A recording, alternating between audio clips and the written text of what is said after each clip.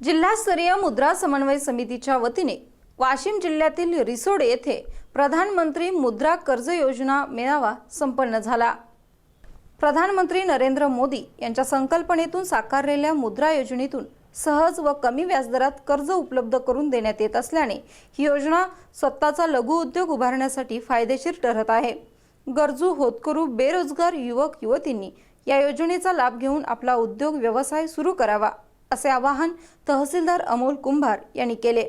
जिल्हास्तरीय मुद्रा समन्वय समितीच्या माध्यमातून जिल्हा अग्रणी बँक व रिसोड तहसीलदार कार्यालयाच्या वतीने आयोजित प्रधानमंत्री मुद्रा कर्ज मेळाव्याच्या उद्घाटन प्रसंगी ते बोलत होते। कार्यक्रमाच्या अध्यक्षस्थानी नाबार्डचे जिल्हा विकास अधिकारी विजय खंडरे होते।